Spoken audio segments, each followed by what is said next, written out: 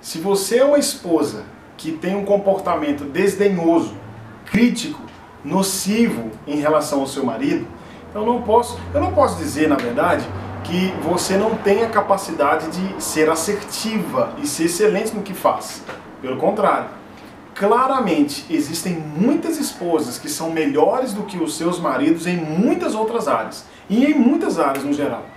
Mas o que eu estou querendo combater aqui é um sentimento nocivo da arrogância e da prepotência, onde essa esposa que é superior ao seu marido não valoriza que ele também tenha o seu valor. Você entende?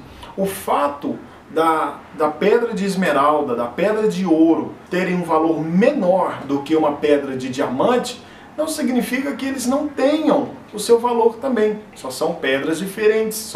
Aliás, o ouro não é uma pedra, né? Mas são joias diferentes. Você entende isso? Agora, para você, esposa, que tem um problema com a liderança do seu marido, ou seja, critica ele, acha que ele não está cumprindo com o seu papel, acha que ele não é capaz de cumprir o seu papel e você tem que fazer tudo, pensar em tudo, decidir tudo, eu quero fazer algumas perguntas poderosas de sabedoria, para que você reflita e possa então dar respostas que podem abrir os seus olhos quanto a conduzir você e o seu casamento por um caminho da excelência. Primeira pergunta: o meu marido já tentou exercer liderança em alguma área da nossa vida e que em algum momento eu me opus ou disse que a decisão e o posicionamento dele era inadequado ou inapropriado para o momento? Ou até mesmo achando que essa posição dele era uma posição idiota e estúpida? Segunda pergunta: por acaso eu envio uma mensagem para ele dizendo que eu não estou disposta a seguir ele se ele tomar uma direção oposta àquela que eu tenho como apropriada? Ou então um caminho oposto ao que eu acredito ser correto?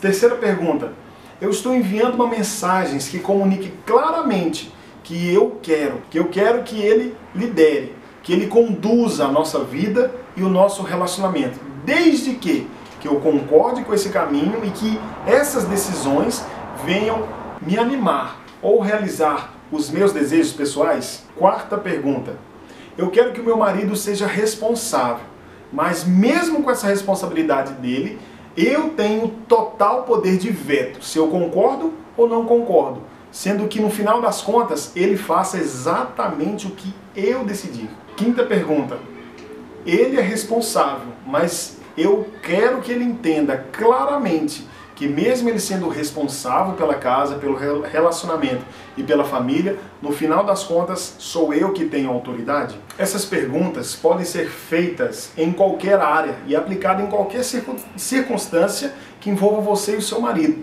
O fato é que eu não estou dizendo que você tente ser maliciosa, mas existe um comportamento, um pensamento, um sentimento feminino que tem um certo receio de confiar ou delegar ao marido todas as decisões da sua vida, acreditando que o seu marido ele está cheio de erros e que ele pode tomar uma decisão errada, principalmente se essa decisão for contrária à sua, for algo diferente que você esteja acostumada a viver, a fazer, enfim.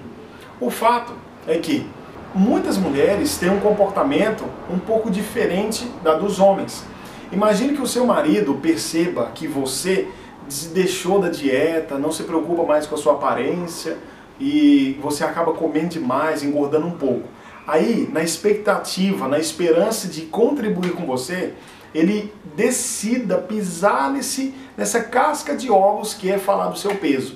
Mas chega numa situação que não tem o que fazer. Aí ele fala assim: querida, eu quero poder ajudar você, porque eu percebi que você deixou de cuidar da sua alimentação e agora você engordou um pouco. Bom, ele já te ofendeu, já te agrediu, porque muito provavelmente você está pensando o seguinte: ele me acha gorda, como assim? Isso é um insensível, que marido indelicado, que falta de sabedoria, que falta de respeito, me chamar de gorda dessa forma.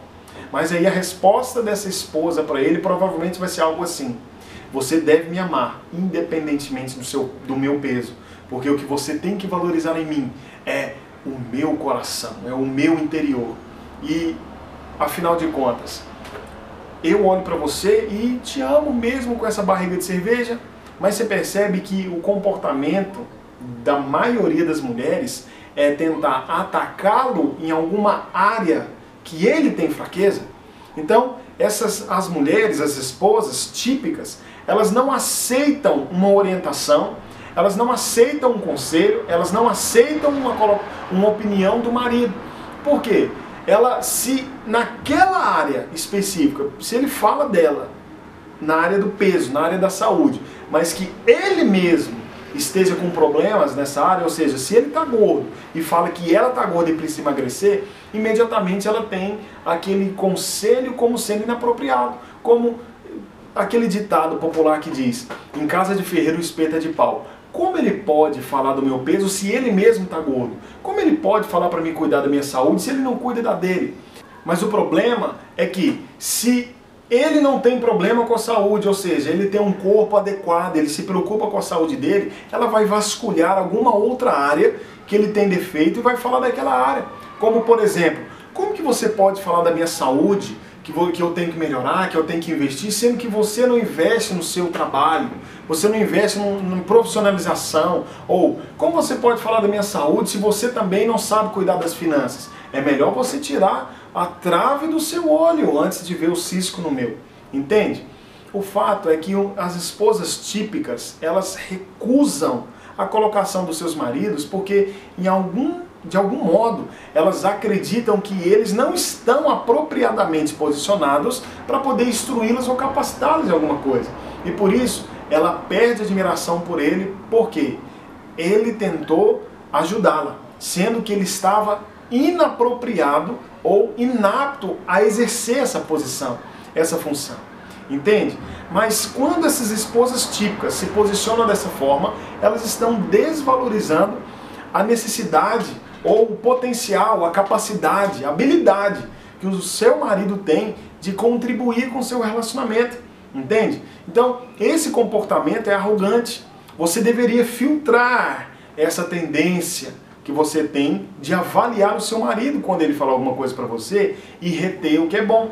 Você precisa aprender a reter as coisas boas. Eu já contei aqui para você.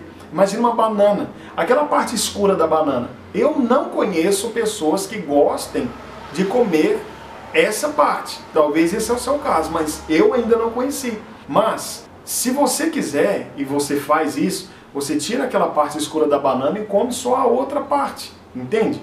Eu faço isso e não conheço ninguém que não faça. A maioria das pessoas fazem isso. No seu relacionamento, da mesma forma. Seu marido, ele tem um monte de partes escuras. Ele tem um monte de problemas, defeitos e limitações. Claro que tem. Afinal, quem não tem defeito, quem não tem problema, que atire a primeira pedra então. Mas você pode ouvir o que ele tem a dizer e afastar aquilo que é ruim, filtrar aquilo que é negativo e receber aquilo que é bom. Porque no final das contas, aquilo ainda vai servir para você, ainda vai ser útil, ainda vai ser talvez edificante para você, digamos assim. E se você receber essa parte boa, não é que você vai colocar o seu marido como sendo o melhor, mas você vai estar valorizando essa necessidade que ele tem.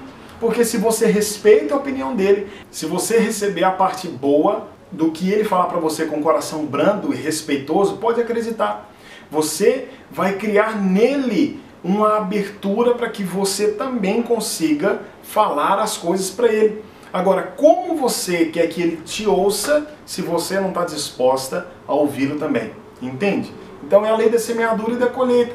Se você quiser colher nele ouvidos atentos, você precisa plantar ouvidos atentos. Você precisa ser alguém que tenha ouvidos atentos para que você então tenha ouvidos atentos dentro do seu relacionamento.